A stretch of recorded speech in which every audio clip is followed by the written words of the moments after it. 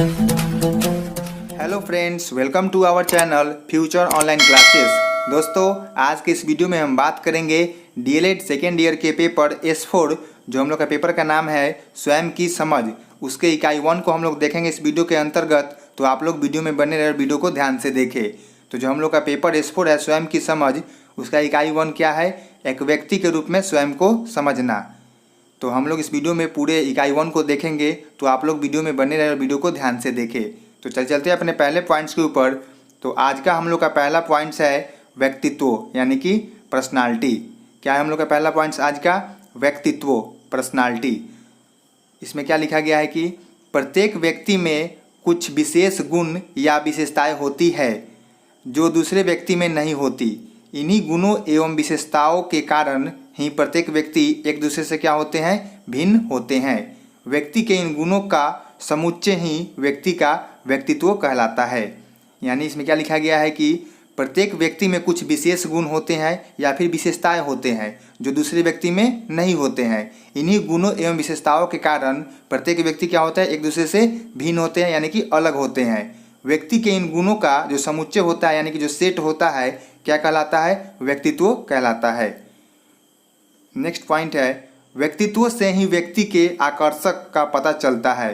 व्यक्तित्व से क्या पता चलता है? व्यक्ति के आकर्षक का पता चलता है। आगे इसमें हाईलाइट किया हुआ है पॉइंट्स कि व्यक्तित्व यानी कि पर्सनालिटी शब्द लैटिन भाषा के पर्सोना शब्द से बना है, जिसका अर्थ क्या होता है? नकाब होता है। यानी कि जो व्यक्तित्व पर्सनालिटी शब्द है वह क्या है? लैटिन भाषा के पर्सोना शब्द से बना है, जिसका अर्थ क्या होता है? नकाब होता है। आगे हम लोग देखते हैं मनोवैज्ञानिक ने क्या बताया है व्यक्तित्व के परिभाषा के रूप में। तो सबसे पहला इसमें आपका है गिलफोर्ड के अनुसार। क्या है? गिलफोर्ड के अनुसार क्या है कि व्यक्तित्व गुणों का संगठित रूप है। व्यक्तित्व क्या है? गुणों का संगठित रूप है। नेक्स्ट मनोवैज्ञानिक है मन के अनुसार क्या बोले हैं कि व्यक्तित्व एक व्यक्ति के व्यवहार के तरीकों, रुचियों, दृष्टिकोणों, क्षमताओं तथा योग्यताओं का सबसे विशिष्ट संगठन है। व्यक्तित्व क्या है? व्यक्तित्व एक व्यक्ति के व्यवहार के तरीके, रुचियों, दृष्टिकोणों, क्षमताओं तथा योग्यताओं का सबसे विशिष्ट संगठन है।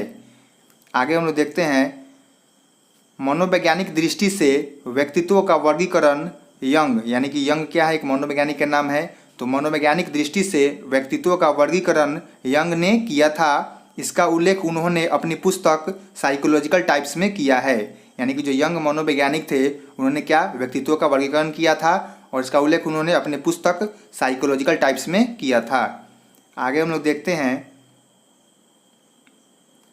यंग ने व्यक्तित्व को 3 प्रकार बताए हैं। यानी कि यंग जो मनोवैज्ञानिक थे उन्होंने क्या? जो व्यक्तित्व है यानी कि जो पर्सनालिटी है उसे कितने प्रकार बताए हैं? 3 प्रकार बताए हैं। आपका पहला कौन सा है? अंतर्मुखी व्यक्तित्व। दूसरा कौन सा आपका है? बहिर्मुखी व्यक्तित्व। और तीसरा क्या आपका है? उभयमुखी व्यक्तित्व। तो हम लोग एक एक करके अच्छे से जानते हैं कि क्या होता है। तो सबसे पहला हम लोग का कौन सा है? अंतर्मुखी व्यक्तित्व। तो सबसे पहले हम देखेंगे अंतर्मुखी व्यक्तित्व को।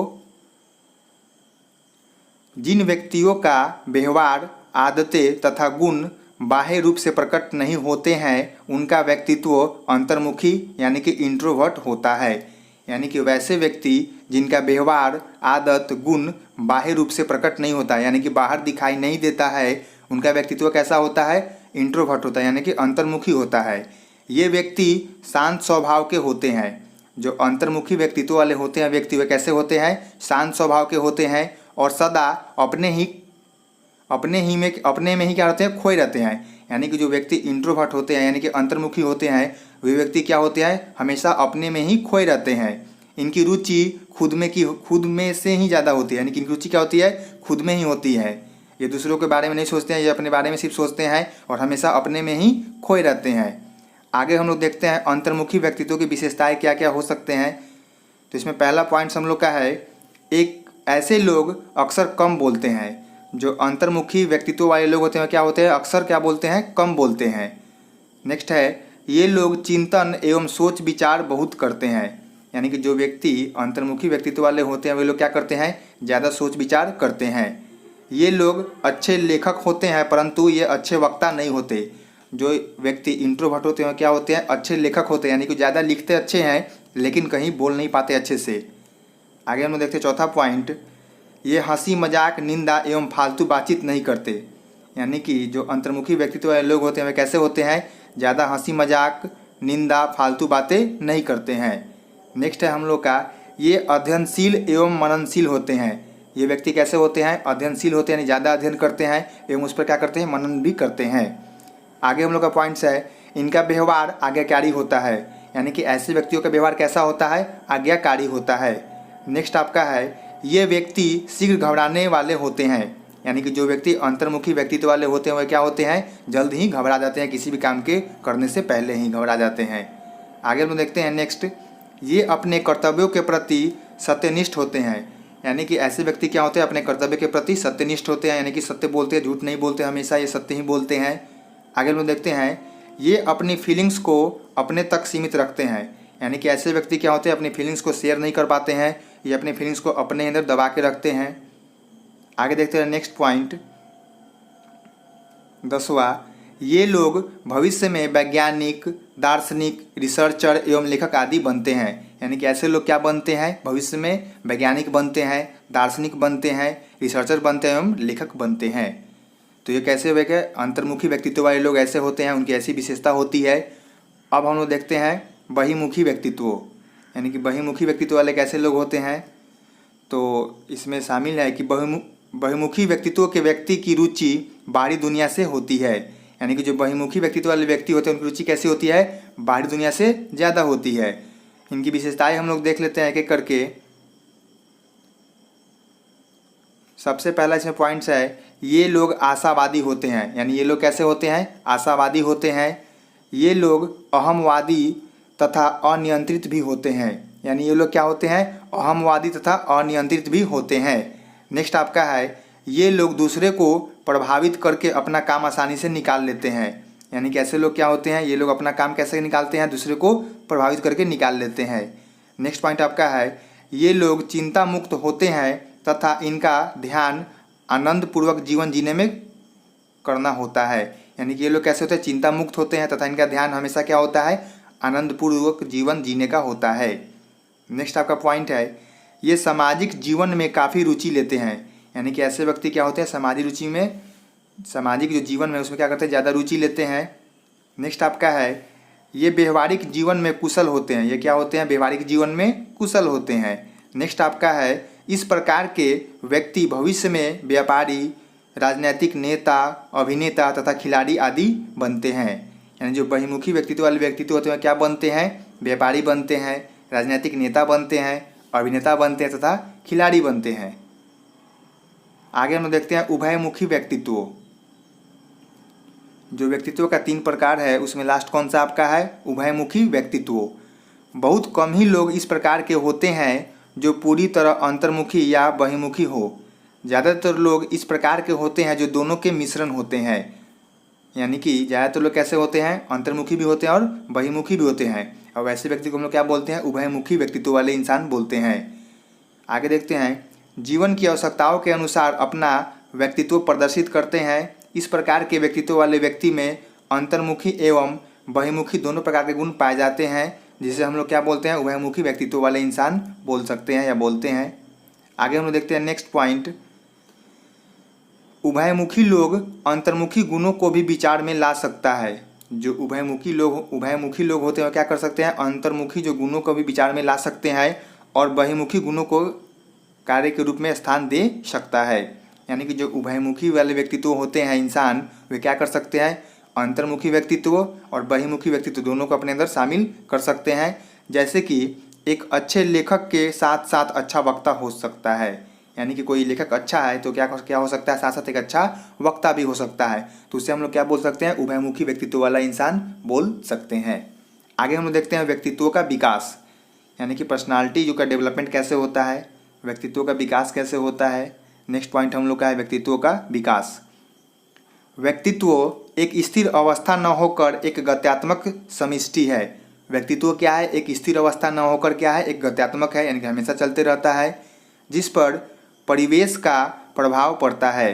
यानी कि व्यक्तित्व पर किसका प्रभाव पड़ता है, आपका परिवेश का प्रभाव पड़ता है और इसी कारण से अपने या उसमें बदलाव आ सकता है। यानी कि परिवेश के जो प्रभाव पड़ता है उससे क्या होता है, इंसान के अंदर बदलाव आता है, उसके व्यक्तित्व में बदलाव आता है। व्यक्तित्व के आचार विचार व्यवहार क्रियाएं और गतिविधियों में व्यक्ति का व्यक्तित्व झलकता है।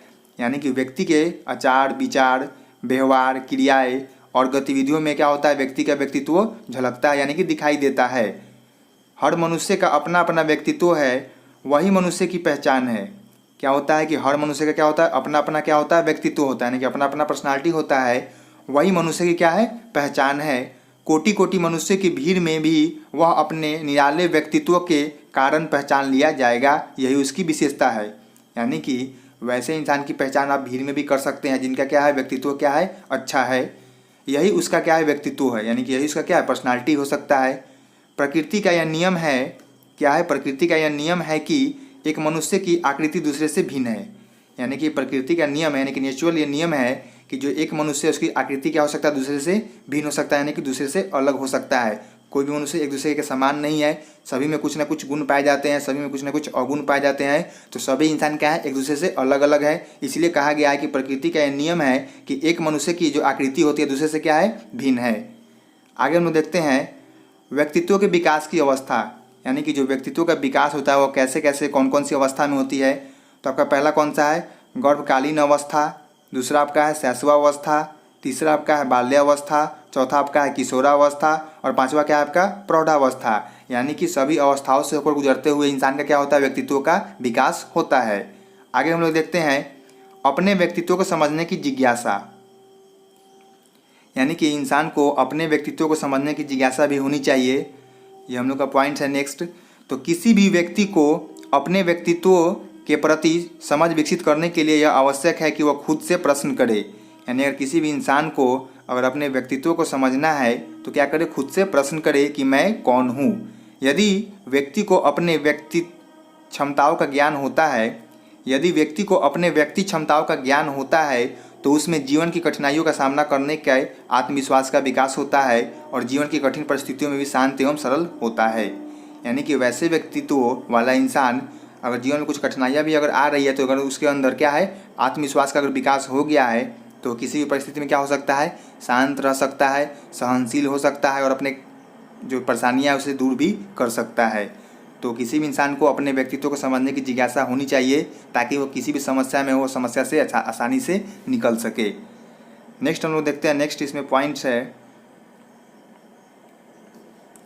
जब कोई व्यक्ति अपने व्यक्तित्व को समझने या समझाने के लिए जिज्ञासु प्रकट करता है तो वह कौन है, इसके बहुत सारे जवाब हो सकते हैं। अगर कोई इंसान अपने व्यक्तित्व को समझने के लिए अगर कुछ जिज्ञासु प्रकट करता है कि वह कौन है तो इसके बहुत सारे जवाब हो सकते हैं। जैसे में पहला आपका है, मैं एक नई सृष्टि हूँ, मैं परमेश्वर का मित्र हूँ, मैं परमेश्वर की संतान हूँ, मैं स्वर्ग का नागरिक हूँ, मैं इस मृत्युलोक में भगवान के द्वारा भेजा गया एक छोटी सी आत्मा हूँ। यानी कि मैं कौन हूँ, इसका अगर जवाब चाहिए तो आप बहुत सारे जवाब हो सकता है कि मैं एक सृष्टि हूँ, मैं परमेश्वर का मित्र हूँ, मैं परमेश्वर की संतान हूँ, स्वर्ग का नागरिक हूँ, इस मृत्युलोक में भगवान के द्वारा भेजा गया एक छोटी सी आत्मा हूँ। बहुत सारी चीज़ हो सकते हैं। आगे हम लोग देखते हैं, मैं कौन हूँ, इस सवाल को दो दृष्टिकोण से देखते हैं या समझने का प्रयास करते हैं। जो हम लोग का प्रश्न है कि मैं कौन हूँ, इस सवाल को दो दृष्टिकोण से हम लोग देखते हैं। सबसे पहला आपका दृष्टिकोण क्या है, इंसान के संबंध में देखते हैं कि मैं कौन हूँ। दूसरा क्या आपका है, अपने अंतर मन या प्राण के संबंध में देखते हैं कि मैं कौन हूँ। तो आइए देखते हैं सबसे पहले इंसान के संबंध में कि मेरा अस्तित्व क्या है।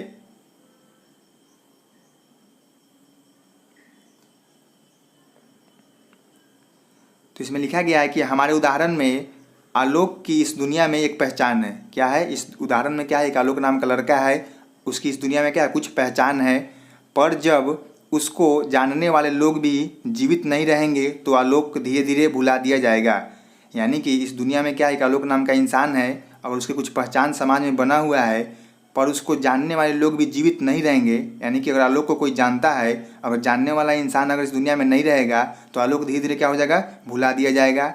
3 महीने के बाद तो बैंक भी आपसे KYC के डॉक्यूमेंट्स मांगती है।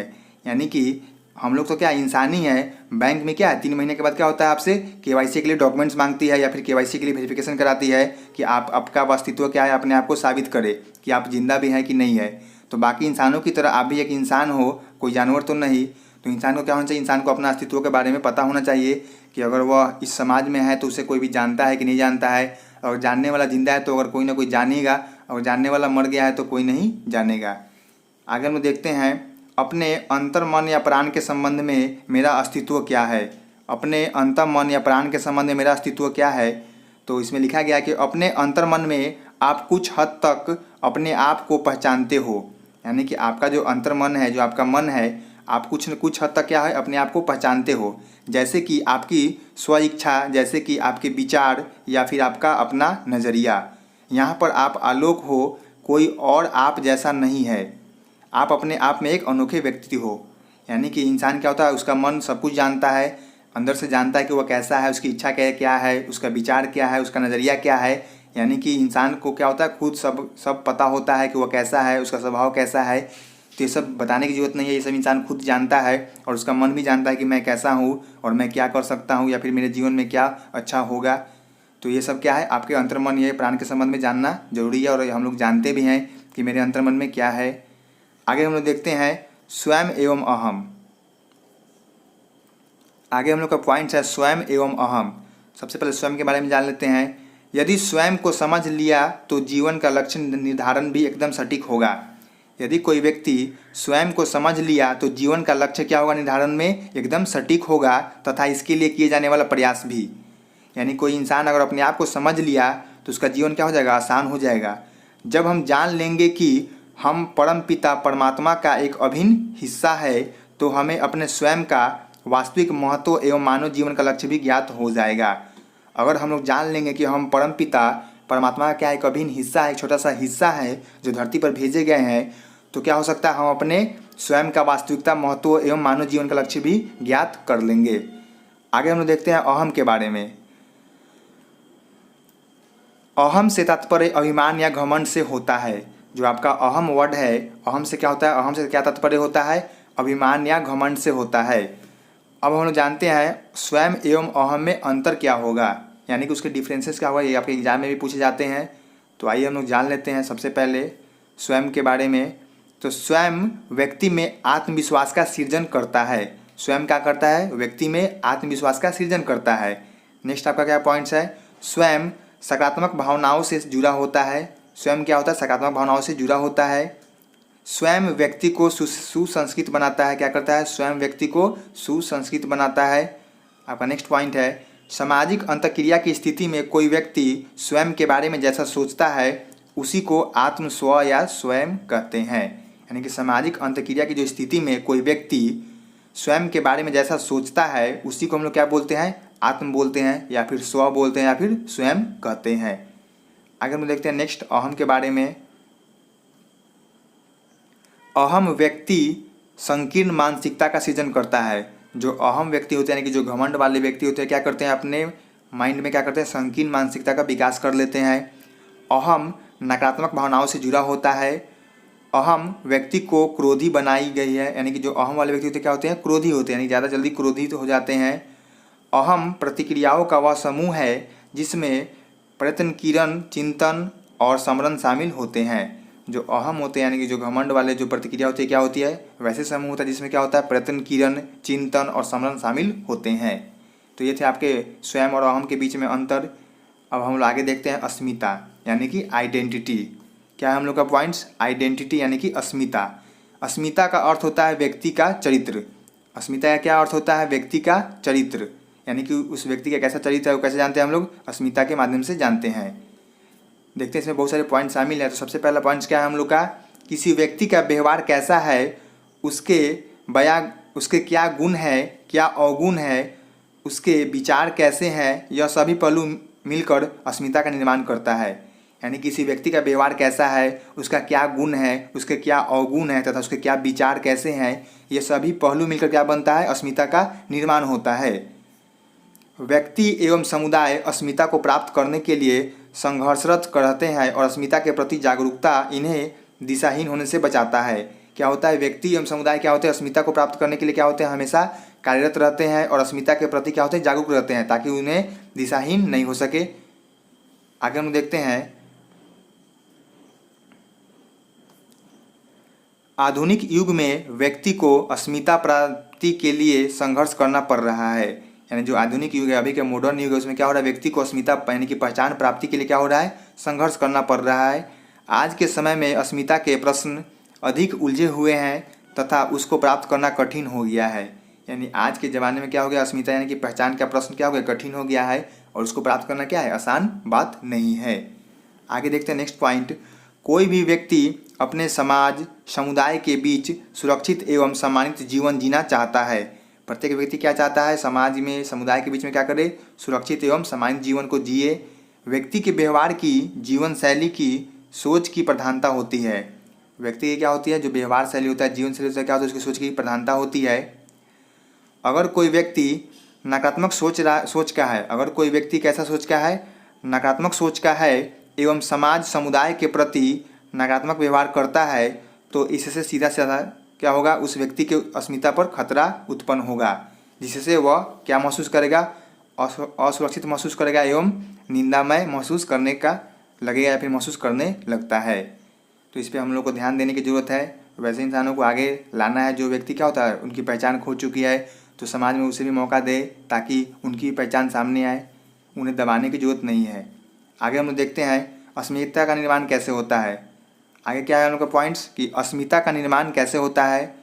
तो इसमें पहला पॉइंट आपका क्या है, आंतरिक अस्मिता, और दूसरा क्या आपका है, बाह्य अस्मिता। तो सबसे पहले जानते हैं कि आंतरिक अस्मिता क्या होता है। तो कोई व्यक्ति किस प्रकार का व्यवहार करता है, कैसा सोचता है, उसके विचार कैसे हैं, ये पूर्ण रूप से स्वयं से उसके ऊपर निर्भर करता है। यानी कि कोई व्यक्ति का व्यवहार कैसा है, कैसा सोचता है, उसके विचार कैसे हैं, ये पूर्ण रूप से क्या होता है, उसी इंसान के ऊपर क्या होता है, निर्भर रहता है। तथा इसी सोच से व्यक्ति की अस्मिता का विकास होता है और ऐसे विकास को हम लोग क्या बोलते हैं, आंतरिक अस्मिता बोलते हैं। नेक्स्ट देखते हैं हम लोग बाह्य अस्मिता, यानी कि एक्सटर्नल आइडेंटिटी क्या होता है। कोई भी व्यक्ति किस प्रकार के समाज में रहना पसंद कर रहा है, उसका आदर्श क्या है, उसका सोच कैसा है, कहाँ पर विश्वास कर रहा है, उसका विचार कैसा है, यह पूर्ण रूप से उसके ऊपर निर्भर करता है और इसी से उसका जीवन भी क्या होता है, प्रभावित होता रहता है। अंततः उस व्यक्ति के अस्मिता के निर्माण में भी यह महत्वपूर्ण भूमिका निभाता है। यानी कि वैसे व्यक्ति जो समाज में कैसे रहना पसंद करते हैं, क्या उनका आदर्श है, कैसे सोचते हैं, कहाँ पर विश्वास करते हैं, कैसा विचार है उनका, ऐसे व्यक्ति क्या होते हैं, उनका जो भी ये सब क्या होता है उसके खुद पे निर्भर करता है और इसी से क्या होता है, उस इंसान का जीवन क्या होता है, प्रभावित होता है। तो ऐसे व्यक्ति का जो अस्मिता होता है उसका क्या होता है, बाह्य अस्मिता कहलाता है। आगे हम लोग देखते हैं अस्मिता की आवश्यकता एवं महत्व, यानी कि अस्मिता की आवश्यकता क्यों पड़ी या फिर उसका क्या महत्व है। तो बहुत सारे इसमें पॉइंट्स हैं। सबसे पहला पॉइंट्स क्या है हम लोग का, अस्मिता एक ऐसी अवधारणा है जिसके माध्यम से व्यक्ति स्वयं की पहचान बनाता है। अस्मिता क्या है, एक ऐसी अवधारणा है जिसके माध्यम से क्या होता है, व्यक्ति स्वयं की पहचान बनाता है समाज में। इसी के माध्यम से व्यक्ति अपने जीवन से जुड़ी अन्य लोगों की पहचान कराता है या करता है। अस्मिता के माध्यम से क्या करता है, लोग या फिर व्यक्ति अपने जीवन से जुड़े अन्य लोगों की पहचान करता है। कोई व्यक्ति किस प्रकार का है, हम अस्मिता के माध्यम से ही समझ पाते हैं। नेक्स्ट पॉइंट देखते हैं हम लोग, अस्मिता से ही किसी व्यक्ति की सामाजिक सांस्कृतिक पृष्ठभूमि की पहचान होती है।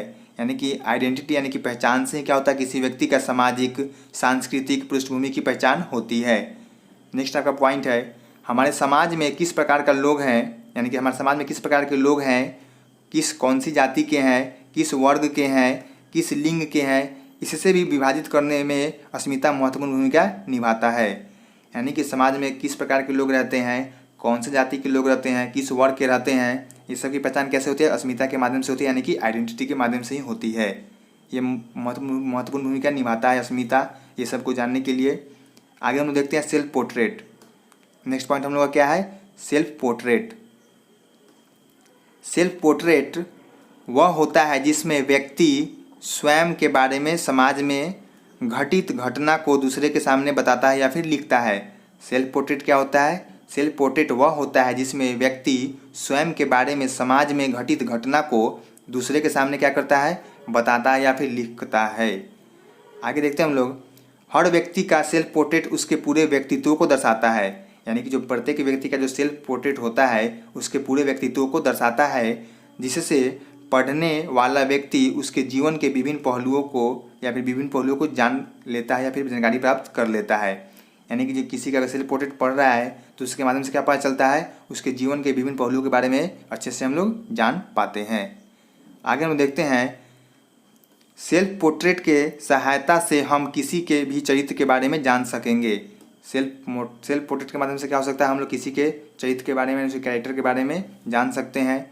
स्वयं के बारे में लिखना आसान नहीं है, यानी खुद के बारे में लिखना क्या है, आसान नहीं है, क्योंकि कोई भी व्यक्ति अपने बारे में संपूर्ण जीवन का अनुभव, प्रतिभाएं एवं कुशलताएं एक या दो पैराग्राफ में नहीं लिख सकता है। यानी स्वयं के बारे में लिखना क्या है, कठिन है, क्योंकि कोई भी व्यक्ति अपने जीवन के संपूर्ण, यानी कि जो संपूर्ण जीवन अभी तक जिया है या फिर जी रहा है, तो उसको एक या दो पैराग्राफ में लिखना क्या है, संभव नहीं है।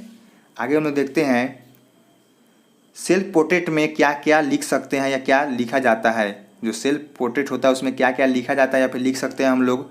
तो सबसे पहला इसमें है स्वयं का परिचय देते हैं, उसके बाद विचार को बताते हैं, उसके बाद गुण एवं अवगुण को बताना, आपका आगे है अपने रुचि को बताना, और पांचवा क्या है, इसके आधार पर आप खुद का एनालिसिस कर अपने व्यक्तित्व को बता सकते हैं कि आप सकारात्मक या नकारात्मक स्वभाव के व्यक्ति हैं। यानी कि जो सेल्फ पोर्ट्रेट में क्या क्या लिख सकते हैं उसमें क्या हो सकता है, पहले स्वयं की परिचय देते हैं, उसके बाद अपना विचार रखते हैं, विचार को बताते हैं, उसके बाद अपने गुण एवं अवगुण को बताते हैं, उसके बाद अपने रुचि को बताते हैं, और इसके आधार पर क्या करते हैं, खुद का एनालिसिस करते हैं कि हमने जो भी लिखा उसके आधार पर हम सकारात्मक या नकारात्मक स्वभाव के व्यक्ति हैं या फिर इंसान हैं। तो ये सब कैसे पता चलता है, सेल्फ पोर्ट्रेट के माध्यम से ही पता चलता है। आगे हम देखते हैं, आत्म अभिव्यक्ति की समझ। आगे हम लोग का क्या पॉइंट्स है, आत्म अभिव्यक्ति की समझ, यानी कि कॉन्सेप्ट ऑफ सोल एक्सप्रेशन। तो आत्म अभिव्यक्ति का अर्थ क्या होता है, विचारों के प्रकाशन से है। आत्म अभिव्यक्ति का अर्थ क्या होता है, विचारों के प्रकाशन से है। व्यक्तित्व के समायोजन के लिए मनोवैज्ञानिकों ने आत्म अभिव्यक्ति को मुख्य साधन माना है। यानी क्या किया है कि व्यक्तित्व के समायोजन के लिए मनोवैज्ञानिकों ने क्या किया है, आत्म अभिव्यक्ति को मुख्य साधन माना है। इसके द्वारा मनुष्य अपने मनोभावों को प्रकाशित करना है या फिर करता है तथा अपनी भावनाओं को भी सरल रूप देता है। आत्म अभिव्यक्ति से तात्पर्य क्या है, यह है कि एक व्यक्ति अपने विचारों को दूसरे के सामने रखता है। यानी कि जो आत्म अभिव्यक्ति होता है, सोल एक्सप्रेशन, में क्या होता है, इसके माध्यम से व्यक्ति क्या करता है, अपनी भावनाओं को, अपने विचारों को क्या करता है, दूसरे के सामने रखता है। आत्म अभिव्यक्ति के द्वारा कोई भी व्यक्ति विभिन्न क्षेत्रों में अपने विचारों को प्रदर्शित करता है। शिक्षक अपनी आत्म अभिव्यक्ति की समझ अपने आप को जानकर, अपने आप को समझकर कर सकते हैं। यानी कोई अगर शिक्षक है, अगर आत्म अभिव्यक्ति की समझ अगर विकसित करना है तो क्या कर सकता है, सबसे पहले उसे अपने आप को, यानी खुद को जानना होगा, अपने आप को समझना होगा। एक शिक्षक को आत्म अभिव्यक्ति होना चाहिए कि मेरा क्या कर्तव्य है। यानी कि एक शिक्षक को क्या होना चाहिए, आत्म अभिव्यक्ति, कि उसका क्या समाज में कर्तव्य है, उसका क्या काम है, तो उसे अपने आत्म अभिव्यक्ति की समझ होनी चाहिए। आगे हम देखते हैं नेक्स्ट पॉइंट, स्वाभिमान। यानी कि नेक्स्ट पॉइंट हम लोग क्या है, सेल्फ रिस्पेक्ट। स्वाभिमान इंसान के व्यक्तित्व का एक महत्वपूर्ण हिस्सा है। स्वाभिमान क्या है, इंसान के व्यक्तित्व का एक महत्वपूर्ण हिस्सा है। अगर आप में स्वाभिमान की भावना है तो यह आपके लिए क्या है, मानसिक शांति प्राप्त करने की चाबी की भूमिका निभाता है। और किसी इंसान के पास क्या है, खुद का एक सेल्फ रिस्पेक्ट है अपने आप के लिए, तो वैसे इंसान के लिए क्या है, उसकी क्या है, मतलब मानसिक शांति के लिए क्या है, उसके अंदर चाबी की भूमिका निभाता है। स्वाभिमान एक ऐसा एहसास है जो काम को समझने और चुनौतियों को स्वीकार करने से आता है। स्वाभिमान क्या, एक ऐसा एहसास है जो काम को समझने और चुनौतियों को स्वीकार करने से आता है।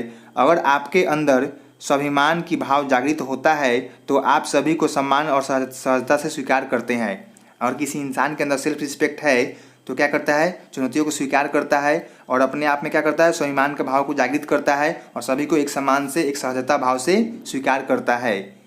एक शिक्षक के अंदर स्वाभिमान का होना जरूरी है। एक शिक्षक के अंदर क्या है, स्वाभिमान का होना काफ़ी ज़रूरी है। शिक्षक के सामने बहुत सारी चुनौतियाँ रहती है, उन चुनौतियों से सफलता एवं धैर्यपूर्वक लड़ने की क्षमता शिक्षक में ही होती है। यानी एक शिक्षक के अंदर क्या होता है, स्वाभिमान की भावना बहुत जरूरी होती है। और इसके फायदे क्या होते हैं कि चुनौतियों को सामना करना आसान हो जाता है और लड़ने की भी क्षमता आती है, किसी भी चुनौतियों से आसानी से लड़ सकते हैं। इन पर विजय के उपरांत ही स्वाभिमान की भावना जागृत होती है। यानी कि अगर चुनौतियों पर अगर आप पार पा जाते हैं तो आपके अंदर क्या है, स्वाभिमान की भावना अच्छी है और इसे हमेशा जागृत करके रखना चाहिए ताकि किसी भी समस्या को हम आसानी से हल कर सके। आगे हम लोग जानते हैं अभिमान। आगे क्या है हम लोग का, अभिमान यानी कि प्राइड।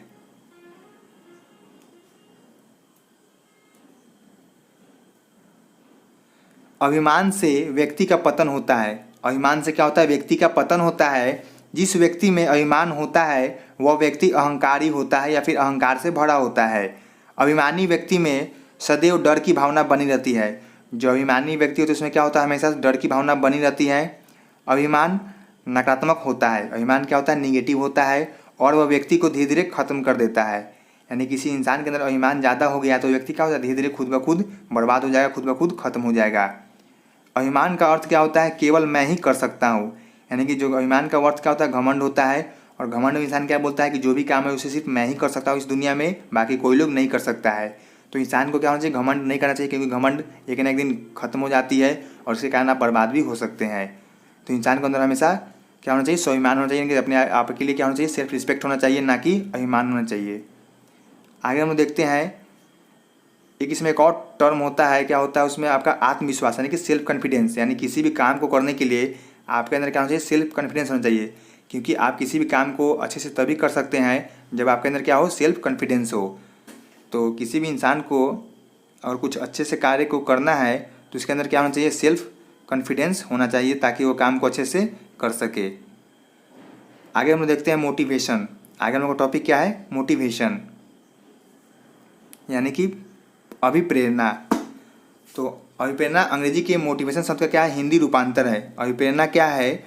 अंग्रेजी के शब्द के मोटिवेशन जो अंग्रेजी शब्द है उसका क्या है? हिंदी रूपांतर है, जिसकी उत्पत्ति लैटिन भाषा के मोटम से हुई है, जिसका अर्थ क्या होता है? मूव, मोटर, मोशन अर्थात गति या क्रिया है। जो आपका अभिप्रेरणा शब्द है यानी कि मोटिवेशन, वो क्या है? मोटिवेशन क्या है? उसका हिंदी क्या होता है? अभिप्रेरणा होता है, जिसकी उत्पत्ति क्या हुई? लैटिन भाषा के मोटम से हुई है, जिसका अर्थ क्या होता है? मूव, मोटर, मोशन अर्थात गति या क्रिया है। अभिप्रेरणा का शाब्दिक अर्थ होता है किसी कार्य को करने की इच्छा शक्ति का होना। जो अभिप्रेरणा आपका उसका क्या होता है? शाब्दिक अर्थ किसी कार्य को करने की इच्छा शक्ति का होना। आगे हम देखते हैं अभिप्रेरणा एक आंतरिक शक्ति है जो व्यक्ति को कार्य करने के लिए प्रेरित करती है। जिसकी अभिप्रेरणा यानी कि मोटिवेशन जितनी प्रबल होती है उसकी सीखने की क्षमता उतनी ही तीव्र होती है।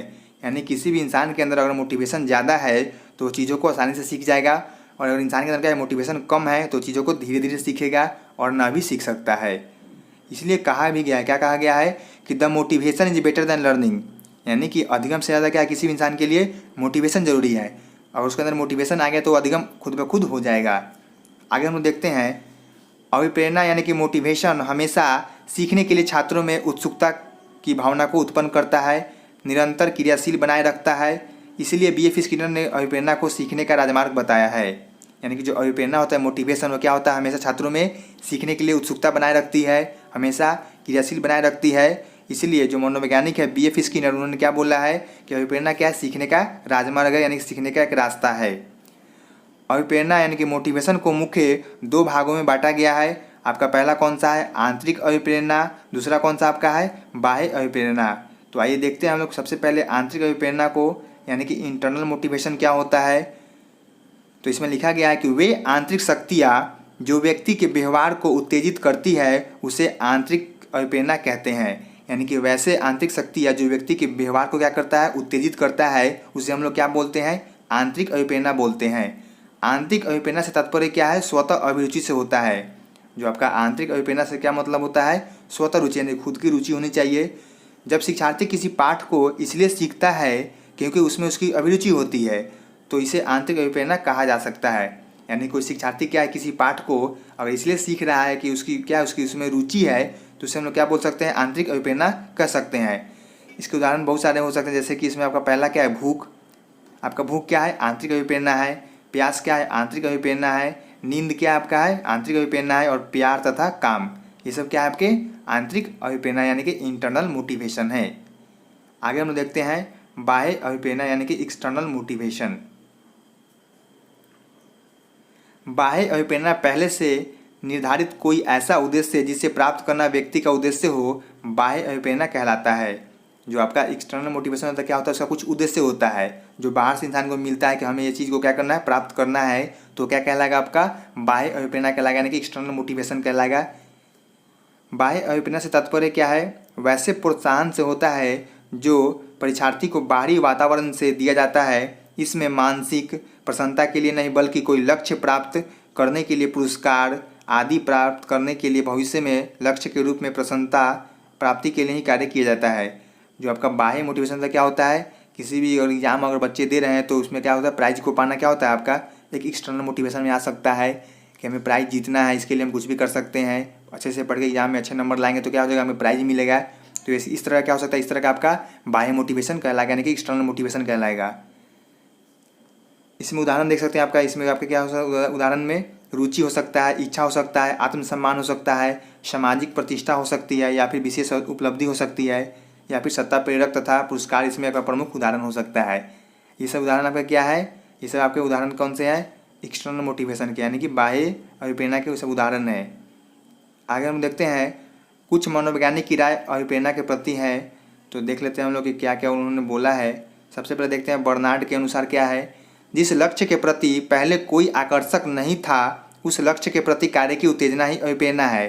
यानी कि किसी लक्ष्य के प्रति अगर कोई इंसान क्या है, आकर्षक नहीं है और उस लक्ष्य के लिए क्या हो जाए, कोई कार्य करना चालू कर दे तो क्या कहलाएगा, आपका अभिप्रेरणा कहलाएगा। नेक्स्ट मनोवैज्ञानिक के वुडवर्थ के अनुसार प्रेरक व्यक्ति ही वह स्थिति है जो उसे निर्धारित व्यवहार करने हेतु निर्धारित उद्देश्य को प्राप्त करने में क्या करती है, उत्तेजित करती है। तो ये आपके वुडवर्थ के अनुसार है। आगे हम देखते हैं अभिप्रेरणा यानी कि मोटिवेशन के तत्व क्या है। तो दो तत्व होते हैं मोटिवेशन के, आपका पहला सकारात्मक तत्व, दूसरा क्या होता है, नकारात्मक तत्व। तो सबसे पहले देखते हैं सकारात्मक प्रेरणा क्या होता है। तो इस प्रेरणा में बालक किसी कार्य को अपनी स्वयं की इच्छा से करता है, इस कार्य को करने से उसे सुख और संतोष की प्राप्ति होती है। तो ये आपके क्या होते हैं, आपके सकारात्मक प्रेरणा होते हैं। दूसरा आपका देखते हैं नकारात्मक प्रेरणा यानी कि निगेटिव मोटिवेशन क्या होता है। इस प्रेरणा में बालक किसी कार्य को अपनी स्वयं की इच्छा से नहीं करके किसी दूसरे की इच्छा या बाह्य प्रभाव या बाह्य दबाव के कारण करता है। इस प्रकार को करने से उससे क्या होता है, किसी वांछनीय या निश्चित लक्ष्य की प्राप्ति होती है। यानी कि जो निगेटिव तत्व होता है क्या होता है, इसमें इंसान को मन नहीं होता, लेकिन वो क्या करता है, दूसरे की इच्छा के अनुसार दूसरे के दबाव में क्या करता है और इससे उसे वांछनीय या फिर निश्चय लक्ष्य की प्राप्ति होती है। आगे देखते हैं अभिप्रेरणा की विशेषताएं, यानी कि मोटिवेशन के क्या क्या फ़ायदे हैं, विशेषताएं क्या है। सबसे पहले इसमें क्या पॉइंट्स है, अभिप्रेरणा की अनेक विशेषताएं हैं, परंतु सर्वप्रथम यह हमें अपने निर्धारित उद्देश्यों तक पहुंचने के लिए क्या करती है, प्रेरित करती है। नेक्स्ट आपका है अभिप्रेरणा गतिशीलता क्रियाशीलता की प्रतीक होती है। भावनात्मक प्रदर्शन के द्वारा छात्रों को अभिप्रेरित करने के लिए अध्यापक इस विधि का प्रयोग करता है। किसी भी कार्य को पूरा करने के लिए अभिप्रेरणा का एक स्रोत है। और इंसान को जीवन में अगर किसी भी कार्य में सफल होना है या फिर किसी भी कार्य को अच्छे से करना है तो इसके लिए उसके अंदर क्या होना चाहिए, मोटिवेशन का होना काफ़ी ज़रूरी है। आगे हम देखते हैं अभिप्रेरणा व्यक्ति के व्यवहार को उत्तेजित करती है। आगे है अभिप्रेरणा किसी क्रिया को उत्तेजित रखने, निरंतरता बनाए रखने एवं नियंत्रित रखने की प्रक्रिया है। आपका नेक्स्ट पॉइंट है अभिप्रेरणा किसी कार्य को करने के लिए ऊर्जा प्रदान करती है। यानी कि जो मोटिवेशन होता है क्या करता है, किसी भी कार्य करने के लिए एनर्जी प्रदान करती है। आगे हम देखते हैं शिक्षक शिक्षिका का मजबूत एवं कमजोर पक्ष। ये आपका पॉइंट्स कौन सा है कि शिक्षक शिक्षिका का मजबूत और कमजोर पक्ष क्या क्या होता है। तो सबसे पहले जान लेते हैं मजबूत पक्ष क्या होता है शिक्षक का। तो इसमें पहला आपका है शिक्षक में संयम होना चाहिए और क्या होना चाहिए, सहनशीलता होनी चाहिए। शिक्षक को धर्मनिरपेक्षा होनी चाहिए। आपका नेक्स्ट पॉइंट है शिक्षकों को केवल विषय वस्तु पर ही केंद्रित नहीं रहना चाहिए, छात्रों से अन्य गतिविधियों भी कराना चाहिए। आपका नेक्स्ट है शिक्षकों को धैर्यशील होना चाहिए। शिक्षकों को कैसा होना चाहिए, धैर्यशील होना चाहिए। शिक्षक का शिक्षण लचीला होना चाहिए, जिससे छात्रों को क्या हो जाएगा, आसानी उसे समझ में आ जाए। जो शिक्षक है उसका कैसा होना चाहिए, शिक्षक लचीला होना चाहिए, जिससे क्या हो जाए, छात्रों को आसानी से समझ में आ जाए। आपका नेक्स्ट पॉइंट है शिक्षक को कक्षा में यह ध्यान रखना चाहिए कि छात्रों में रुचि किस क्षेत्र में है। यानी किसी भी शिक्षक का मजबूत पक्ष वह हो सकता है जब शिक्षक क्या कर सके, कक्षा में पता लगा सके कौन सी छात्र में कौन सी रुचि है, उसके अनुसार कार्य कर सके, तो शिक्षक क्या उसका मजबूत पक्ष कहलाएगा। आगे हम देखते हैं शिक्षक को यह भी पता रहना चाहिए कि जो हमने पढ़ाया है वो छात्र को कितना समझा है कि नहीं समझा है। यानी अगर कोई शिक्षक क्लास में पढ़ाए हैं तो उनको यह पता होना चाहिए कि अगर हमने जो पढ़ाया वो बच्चा समझा है कि नहीं समझा है। आगे आपका पॉइंट्स है शिक्षकों में निष्पक्षता होनी चाहिए। यानी कि शिक्षकों में क्या होना चाहिए, निष्पक्षता होनी चाहिए, ताकि वो सही से बराबर यानी कि न्याय कर सके, जस्टिस कर सके, ताकि कोई बच्चा उसके प्रति क्या हो गलत नहीं सोच सके। तो शिक्षकों में क्या होना चाहिए, निष्पक्षता होना जरूरी है। आपका नेक्स्ट है शिक्षकों को छात्रों से मिलनसार व्यवहार रखना चाहिए, यानी शिक्षकों को क्या करना चाहिए, छात्रों से मिलनसार व्यवहार रखना चाहिए। आगे 10वां पॉइंट पर क्या है, शिक्षक को छात्रों के साथ अच्छा व्यवहार करना चाहिए जिससे छात्रों में शिक्षकों के प्रति क्या हो, प्रतिष्ठा उत्पन्न हो। यानी जो शिक्षक है आपके क्या होना चाहिए, अच्छा व्यवहार करना चाहिए किसके साथ, छात्रों के साथ, ताकि छात्र भी उनका क्या कर सके, इज्जत कर सके, प्रतिष्ठा उनके प्रति अपने मन में रख सके। आगे हम देखते हैं कमजोर पक्ष, यानी शिक्षक में क्या क्या कमजोर पक्ष होते हैं या फिर क्या क्या कमजोर पक्ष होता है, तो उसे जानते हैं। सबसे पहले शिक्षक में संयम तथा सहनशीलता का न होना क्या होता है, शिक्षक का कमजोर पक्ष कहलाता है। भाषा में निपुणता यानी कि अच्छा ज्ञान न होना, यानी कि बच्चों को उनके मातृभाषा के अनुसार न पढ़ाकर अपनी भाषा के अनुसार पढ़ाना क्या है, शिक्षक का यह कमजोर पक्ष हो सकता है। विषय वस्तु में लचीलापन ना लाना, यानी कि जो विषय वस्तु का उसमें क्या होगा, लचीलापन लाना काफ़ी जरूरी है। अगर नहीं ला रहे हैं तो क्या हो जाएगा, आपका वो कमजोर पक्ष कहलाएगा। विषय वस्तु को किसी गतिविधि माध्यम से जोड़कर बताना, यानी कि विषय वस्तु को अगर आप किसी गतिविधि से जोड़कर बता रहे हैं तो आपका क्या हो जाएगा, मौजूद पक्ष कहलाएगा। अगर आप गतिविधि से नहीं बता रहे तो क्या हो जाएगा, आपका वो कमजोर पक्ष में आ जाएगा। शिक्षकों छात्रों को अपने अनुसार या पाठ्य पुस्तकों के अनुसार पढ़ाता है, यानी जो शिक्षक होते हैं क्या करते हैं, अपने अनुसार पढ़ाते हैं या फिर पाठ्य पुस्तक के अनुसार पढ़ाते हैं, तो क्या कहलाएगा, आपका कमजोर पक्ष में आ जाएगा। यानी कि वो बच्चों के अनुसार पढ़ाना चाहिए ताकि बच्चे आसानी से समझ सके। आपका नेक्स्ट पॉइंट क्या है, छात्रों से मिलनसार न होना। अगर आप शिक्षक हैं और छात्रों से क्या हो रहा है, अगर मिलनसार प्रवृत्ति के नहीं है तो छात्र आपके प्रति क्या हो जाएगा, गलत सोचेगा और आपका कमजोर पक्ष सामने आ जाएगा। आगे देखते हैं बात बात पे छात्रों को डांटते रहना क्या है, आपका कमजोर पक्ष हो सकता है। नेक्स्ट आपका है शिक्षक का पढ़ाया हुआ छात्रों को समझ में ना आना, यानी कोई शिक्षक क्लास में अगर पढ़ाया है छात्रों को समझ में नहीं आ रहा है तो आपका क्या है, कमजोर पक्ष कहलाएगा। शिक्षकों को छात्रों में क्या होना चाहिए, पक्षपात करना, यानी किसी के एक पक्ष में बात बोलना क्या है, शिक्षकों का एक कमजोरी हो सकता है। और आपका नेक्स्ट क्या है, शिक्षक का अन्य शिक्षक के साथ आपसी संबंध अच्छा न रहना। अगर आप कहीं पे एक शिक्षक के रूप में कार्य कर रहे हैं और वहाँ के जो भी और सदस्य हैं और उनके साथ आपका अच्छा संबंध नहीं है तो ये आपका क्या है, शिक्षकों में क्या है, कमजोर पक्ष आपका है। बने रहे वीडियो को ध्यान से देखें। तो हम लोग का जो पेपर है S फॉर स्वयं की समझ, उसके इकाई 2 का क्या नाम है, अपनी अस्मिता के प्रति सजगता, यानी कि अवेयरनेस ऑफ सेल्फ आइडेंटिटी। तो आप लोग वीडियो में बने रहे और वीडियो को ध्यान से देखें क्योंकि इस वीडियो में हम लोग इकाई 2 को अच्छे से देखेंगे। तो चलते अपने पहले पॉइंट्स के ऊपर। तो हम लोग का आज का जो पहला पॉइंट्स कौन सा है, शिक्षकों की अस्मिता यानी कि टीचर्स आइडेंटिटी। तो सबसे पहले जानते हैं कि टीचर्स किसे हम लोग बोलते हैं या फिर शिक्षक हम लोग किसको बोल सकते हैं। तो शिक्षा देने वाले को शिक्षक या अध्यापक कहते हैं। क्या देने वाले को, शिक्षा देने वाले को हम लोग क्या बोल सकते हैं, शिक्षक या अध्यापक कहते हैं। दूसरे शब्दों में अगर कहा जाए तो शिष्य के मन में सीखने की इच्छा को जागृत कर पाते हैं वे क्या कहलाते हैं, शिक्षक कहलाते हैं। यानी कि बच्चों के मन में या फिर शिष्य के मन में अगर सीखने की इच्छा को अगर जागृत कर पाते हैं हम लोग तो वैसे इंसान को हम लोग क्या बोल सकते हैं, शिक्षक बोल सकते हैं। क्योंकि शिक्षक क्या करता है, बच्चों के मन में क्या करता है, पढ़ने के प्रति, सीखने के प्रति क्या करता है, जागृत को बढ़ावा देता है। आगे हम लोग देखते हैं हमारे समाज के निर्माण में शिक्षक की अहम भूमिका होती है क्योंकि यह समाज उन्हीं बच्चों से बनता है जिनकी प्राथमिक शिक्षा का जिम्मा एक शिक्षक पर होता है। जो हम लोग का समाज है उसमें शिक्षक की क्या होती है, भूमिका अहम होती है क्योंकि शिक्षक क्या करते हैं, बच्चों को ज्ञान देते हैं और बच्चे ही समाज में एक अच्छे वातावरण का निर्माण कर पाते हैं। तो शिक्षक की भूमिका समाज में क्या होता है, अहम होता है। आगे नेक्स्ट पॉइंट है शिक्षक ही है जो समाज में एक अच्छा नागरिक बनाने के साथ साथ बच्चों में सर्वोत्तम विकास भी करता है। यानी कि शिक्षक क्या करता है, बच्चों में एक अच्छा नागरिक बनने के लिए तो प्रयास करता ही है और साथ ही साथ क्या करता है, सर्वोत्तम विकास भी बच्चों का करता है। आगे देखते हैं नेक्स्ट, बच्चों का सर्वांगीण विकास एक शिक्षक के ही द्वारा होता है। यानी किसी भी बच्चे का जो सर्वांगीण विकास होता है वह कैसे होता है, एक शिक्षक के द्वारा ही होता है। शिक्षक बच्चों को व्यावसायिक शिक्षा भी देता है। शिक्षक क्या करता है, बच्चों को व्यावसायिक शिक्षा भी देता है जिससे वह अपने दैनिक जीवन में उसका उपयोग कर सके। यानी कि व्यावसायिक शिक्षा का क्या फ़ायदा होगा, वो बच्चा अपने आने वाले जीवन में क्या कर सकता है, उसका प्रयोग कर सकता है, कुछ पैसा अर्न कर सकता है।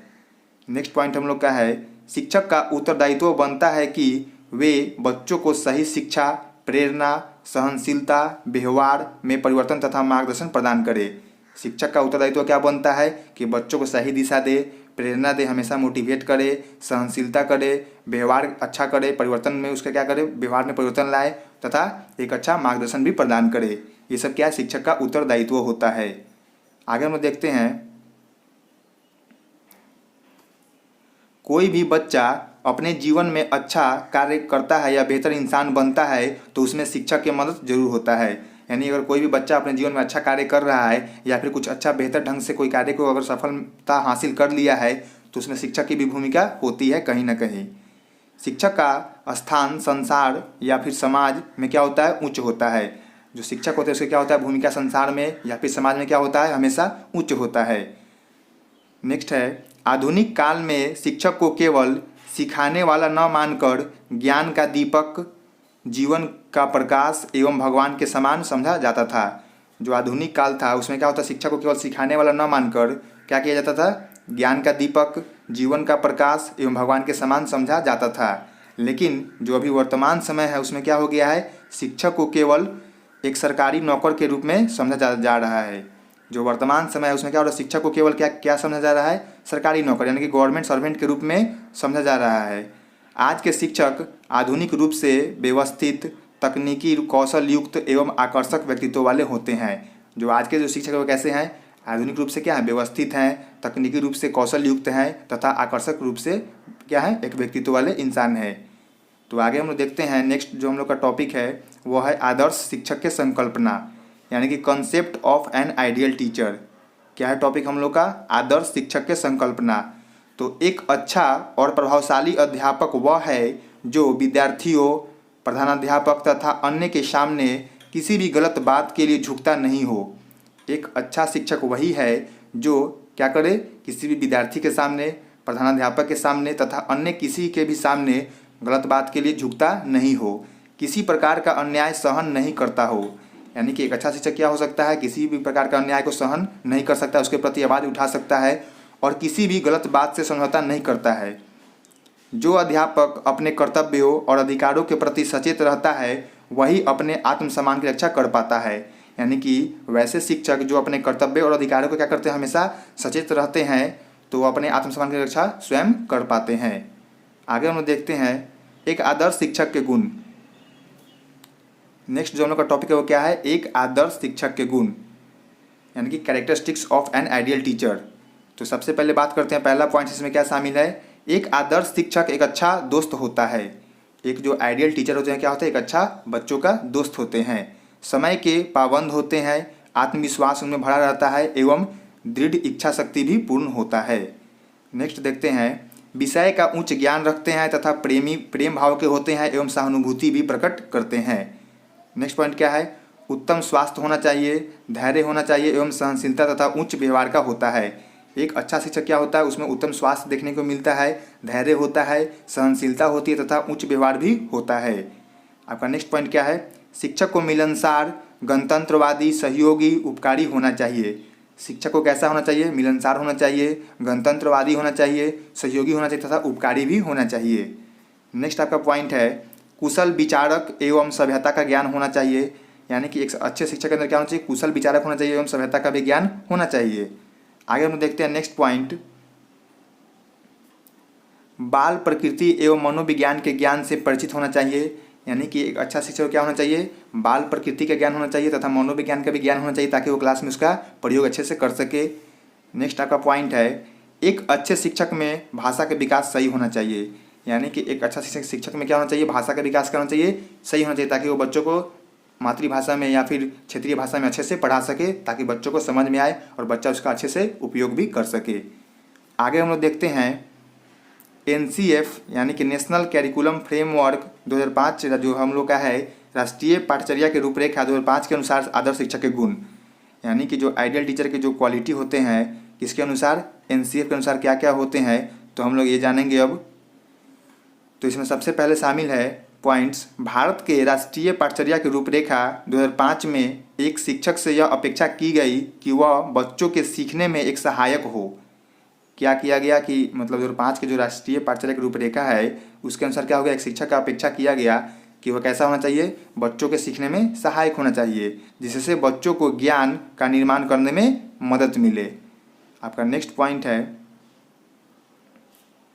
एक शिक्षक भी एक शिक्षार्थी, परामर्शदाता, प्रबंधक, मूल्यांकनकर्ता और प्रवर्तक के रूप में कार्य करता है। एक शिक्षक भी क्या होना चाहिए, शिक्षार्थी होना चाहिए ताकि वो हमेशा पढ़ के सीखते रहे, परामर्शदाता होना चाहिए यानी कि बच्चों को एडवाइस भी देना चाहिए, प्रबंधक होना चाहिए, मूल्यांकनकर्ता होना चाहिए तथा प्रवर्तक के रूप में भी कार्य करने होना चाहिए। आपका नेक्स्ट पॉइंट है शिक्षक सुविधा और सहायक के रूप में। क्या शिक्षक कैसा होना चाहिए? सुविधा और सहायक के रूप में होना चाहिए। आपका नेक्स्ट पॉइंट है शिक्षकों की भूमिका को शिक्षार्थियों को उनके सीखने में सक्रिय प्रतिभागियों के रूप में देखने के लिए माना जाता है, न कि ज्ञान के प्रदान प्राप्तकर्ता के रूप में। यानी इसमें लिखा गया है कि शिक्षकों की भूमिका को शिक्षार्थियों को उनके सीखने में सक्रिय प्रतिभागियों के रूप में देखने के लिए माना जाता है, न कि ज्ञान के प्राप्तकर्ता के रूप में। किसके अनुसार? ये एनसीएफ के अनुसार ये बोला गया है। और आपका लास्ट पॉइंट है इसमें एनसीएफ 2005 के अनुसार शिक्षक की भूमिका सुविधादाता की है। क्या है? शिक्षक की भूमिका सुविधादाता की है। आगे हम देखते हैं नेक्स्ट, शिक्षक के रूप में स्वयं की भूमिका की पहचान, यानी कि recognise your role as a teacher. शिक्षक के रूप में स्वयं की भूमिका की पहचान क्या होनी चाहिए? तो इसमें सबसे पहले पॉइंट शामिल है शिक्षक स्वयं को पहचाने और राष्ट्र निर्माण में अपनी भूमिका एवं दायित्वों का निर्वहन करे। यानी कि शिक्षक को पहले खुद को पहचानना होगा और अपनी भूमिका को राष्ट्र के निर्माण में क्या करना होगा? सहायता देना होगा। नेक्स्ट आगे है शिक्षक को स्वयं की पहचान करने के लिए सबसे पहले स्वयं को समझना होगा एवं मूल्यांकन करना होगा। यानी कोई भी शिक्षक को स्वयं को पहचान करने के लिए क्या करना पड़ेगा? सबसे पहले खुद को समझना होगा और खुद का मूल्यांकन करना होगा।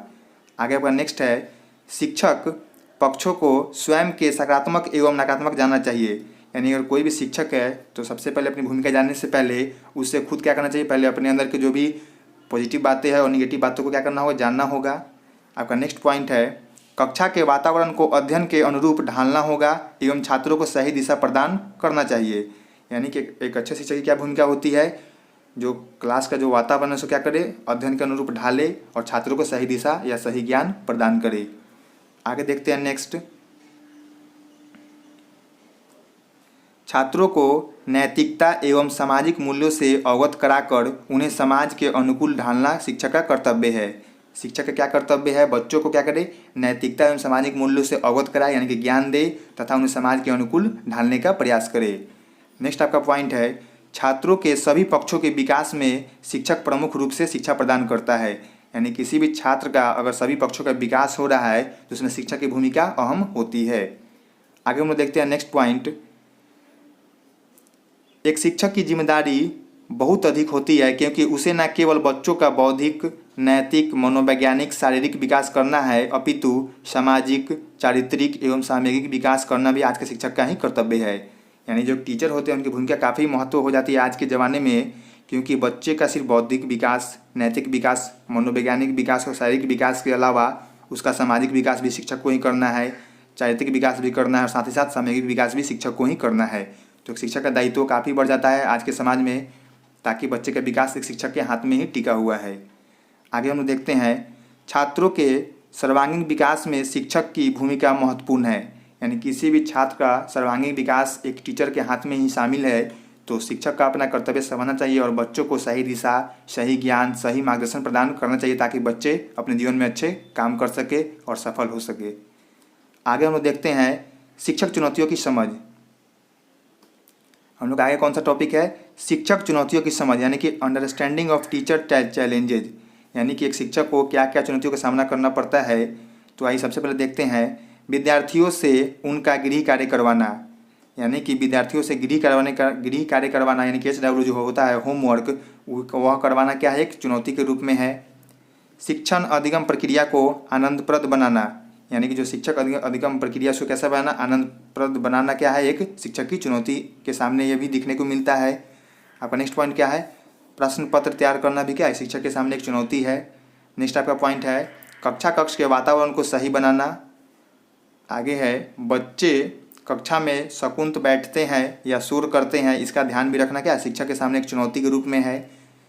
स्वतंत्र वातावरण का अभाव, यानी कि टीचर को क्या होना चाहिए? स्वतंत्र मिलना चाहिए ताकि वो किसी भी कार्य को अपने अनुसार अपने ढंग से कर सके। तो ऐसा नहीं होता है तो शिक्षक के सामने ये भी एक चुनौती के रूप में सामने आता है।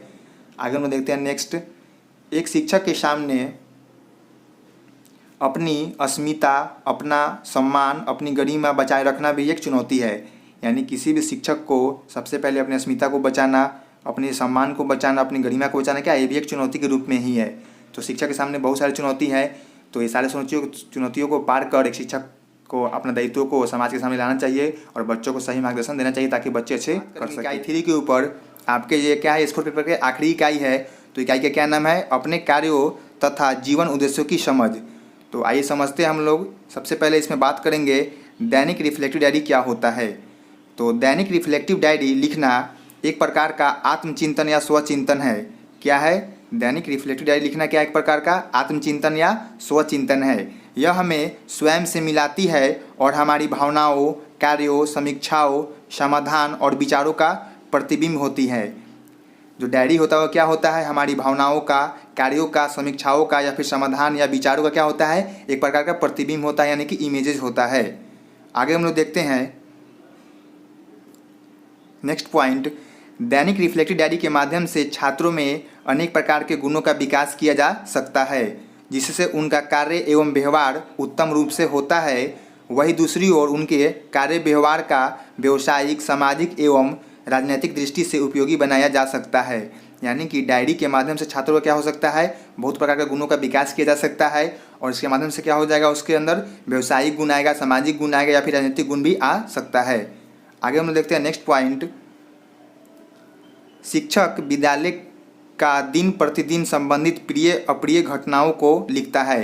यानी कि कोई शिक्षक डायरी में क्या लिखता है, दिन या प्रतिदिन, यानी कि क्या दिन में किया, क्या नहीं किया, संबंधित प्रिय अप्रिय यानी अच्छा बुरा सारे घटनाओं क्या करता है उसमें लिखता है। इसका लाभ होता है कि व्यक्ति अपने कार्यों का विश्लेषण तथा क्रमानुसार रूप से करे और मूल्यांकन भी करे। यानी कि डायरी लिखने का फ़ायदा क्या होता है, कोई भी शिक्षक क्या कर सकता है, अपने दिन भर का कार्यकलाप को लिख सकता है और इसके माध्यम से अपने मतलब विश्लेषण कर सकता है अपने बारे में और उसके अनुसार मूल्यांकन भी कर सकता है और गलती सुधारने का प्रयास करेगा। अगर कहीं पे कोई त्रुटि हुई है तो उसे भी सुधारने का प्रयास करेगा। अंततः दैनिक रिफ्लेक्टिव डायरी का संबंध स्वयं का मूल्यांकन एवं स्वयं से संशोधन से होता है। यानी कि दैनिक रिफ्लेक्टिव डायरी लिखने का क्या मकसद होता है, स्वयं का मूल्यांकन यानी खुद का मूल्यांकन या फिर स्वयं में संशोधन, यानी कि अपने आप में हम क्या बदलाव ला सकते हैं जिससे मेरा जीवन आसान हो जाए और जीवन अच्छा हो जाए। तो डायरी लिखना काफ़ी फायदेमंद साबित होता है। नेक्स्ट पॉइंट है, रिफ्लेक्टिव डायरी को हम लोग क्या किस नाम से जानते हैं, चिंतनशील डायरी भी कहते हैं। जो आपका डायरी होता है रिफ्लेक्टिव डायरी, उसका दूसरा नाम क्या होता है, चिंतनशील डायरी भी हम लोग कहते हैं। आगे हम लोग देखते हैं रिफ्लेक्टिव डायरी में क्या न लिखे और क्या लिखे। जो आपका डायरी होता है उसमें क्या लिखा जाना चाहिए और क्या नहीं लिखना चाहिए उसके बारे में हम लोग जानते हैं। तो सबसे पहले बात करते हैं क्या लिखे, यानी कि डायरी में क्या लिखना चाहिए। तो डायरी में हम अपने प्रतिदिन के कार्यों का लेखा जोखा और विचारों की आवृत्ति को लिखते हैं। डायरी में हम लोग क्या लिखते हैं, अपने प्रतिदिन के कार्यों को लिखते हैं और अपने विचारों को भी उसमें लिखते हैं। इसमें सकारात्मक भाव लिखना उत्तम होता है। कैसा भाव, सकारात्मक भाव लिखना उत्तम होता है ताकि हमारा मनोबल, आत्मबल, आत्मविश्वास में वृद्धि हो। यानी कि डायरी में आप वैसी ही बातें लिखें जिससे क्या हो जाए, आपके अंदर क्या हो जाए, आत्मविश्वास बढ़े, आपको अच्छा महसूस हो। ऐसा नहीं कि निगेटिव बातें लिख दे और उसके कारण आप क्या हो जाए, डिप्रेस्ड हो जाए। तो डायरी में हमेशा पॉजिटिव बातें ही लिखनी चाहिए। आगे हम लोग देखते हैं क्या न लिखे, यानी कि डायरी में क्या नहीं लिखना चाहिए। तो इसमें सबसे पहले बात करेंगे, डायरी हमारी निजी संपत्ति है। डायरी क्या है, हमारी निजी संपत्ति है, परंतु हमें ऐसा कुछ नहीं लिखना चाहिए कि कोई हमें ब्लैकमेल कर सके। यानी डायरी क्या है, आपकी निजी संपत्ति है, लेकिन ऐसा उसमें कुछ नहीं लिखना चाहिए जिससे कोई आपको क्या कर सके, ब्लैकमेल कर सके, हमारी भावनाओं का गलत फ़ायदा उठा सके। यानी कि डायरी में ऐसी कोई भी बातें आप ना लिखे।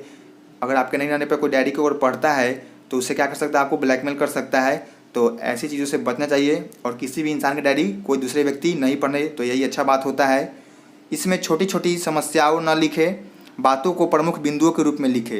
यानी कि डायरी में क्या करें, स्मॉल प्रॉब्लम यानी कि छोटी छोटी प्रॉब्लम को क्या करें, नहीं लिखे और प्रमुख बिंदुओं के रूप में ही लिखे। यानी कि बिंदु बनाकर अच्छे से मेन पॉइंट्स को ही लिखे।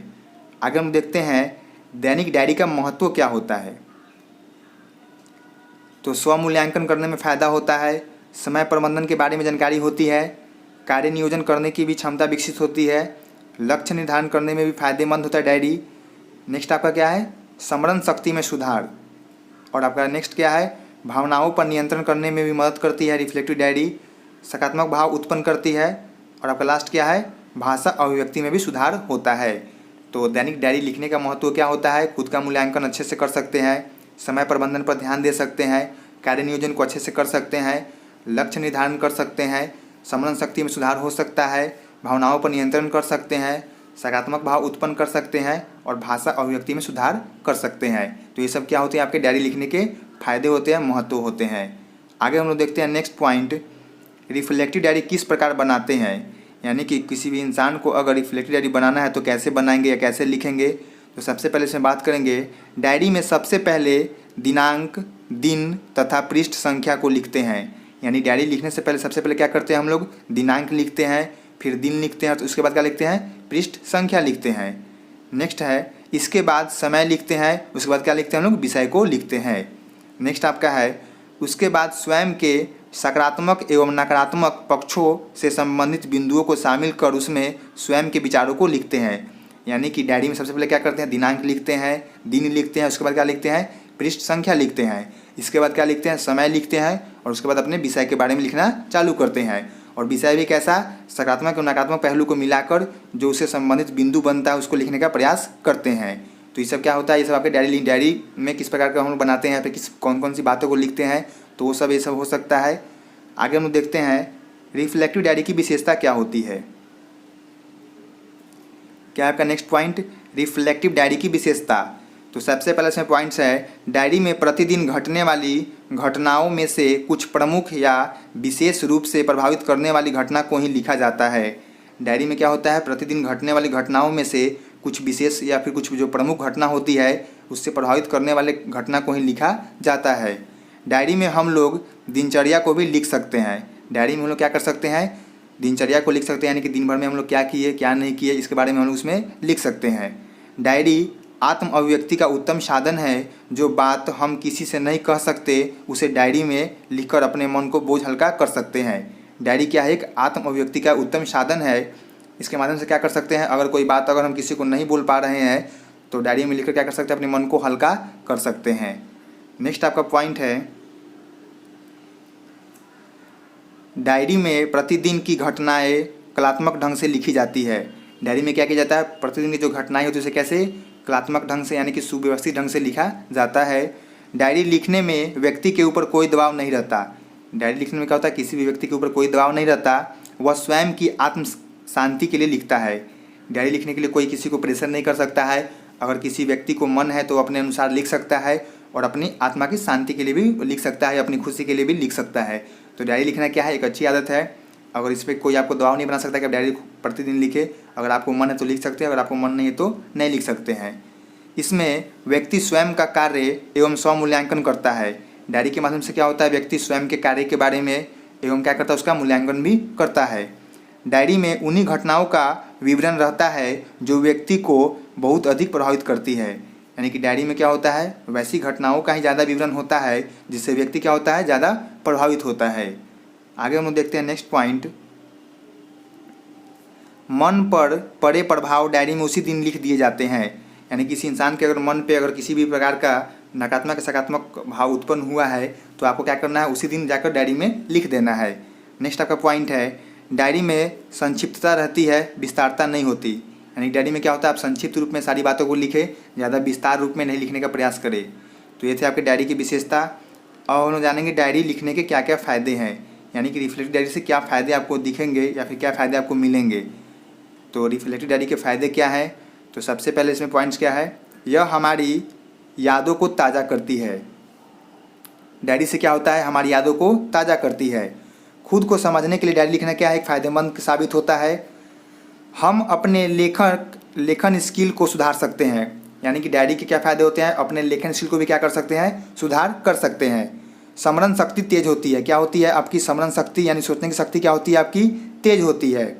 अपनी भावनाओं को व्यक्त करने का जरिया एक है, क्या है, डायरी लिखने के फ़ायदे क्या है, अपनी भावनाओं को व्यक्त करने की जरिया है। नेक्स्ट आपका है, डायरी लेखन के लाभ पूरी लाइफ का बायोडाटा है। यानी डायरी लिखने से क्या फ़ायदा होता है, अपने पूरे जीवन के बारे में उसमें लिख सकते हैं। डायरी लेखन का महत्व अकेलापन दूर होता है। यानी कि डायरी लिखने से क्या होता है फ़ायदा, आपको कभी भी अपने आप को अकेला महसूस नहीं करेंगे। आपको लगेगा कि हम डायरी में लिख रहे हैं तो क्या है, हम सभी के साथ है, कभी अपने आप को अकेला महसूस नहीं करेंगे। नेक्स्ट आपका पॉइंट है, खुद को सुधारने के लिए। यानी डायरी के क्या कर सकते हैं, कभी कभी अपने आप को सुधारने के लिए डायरी का प्रयोग आप लोग कर सकते हैं। नेक्स्ट आपका पॉइंट है, पीढ़ियों के लिए यादाश्त। यानी कि आने वाली जो पीढ़ी आपकी है उसके लिए क्या है कि यादाश्त के रूप में ये कार्य कर सकती है। नेक्स्ट आपका पॉइंट है आपके अनुभवों से दूसरे भी सीखेंगे, यानी कि जो आप डायरी लिखते हैं प्रतिदिन, उससे क्या होगा, आपके अनुभवों से दूसरे भी उससे सीखेंगे। तो ये थे आपके आज के वीडियो। इस वीडियो में हमने बात किया S4 पेपर के ऊपर, जो आपका लास्ट यूनिट था, यूनिट 3। तो ये थे आपके वीडियो जो आपको मैंने पहले ही प्रोवाइड करा चुका है, यूनिट 1 यूनिट 2 का, और ये आपका यूनिट 3 का वीडियो था। तो अगर आप लोगों ने वीडियो को नहीं देखा तो वीडियो को जाके चैनल पर देख सकते हैं। तब तक के लिए धन्यवाद, मिलते हैं नेक्स्ट वीडियो में।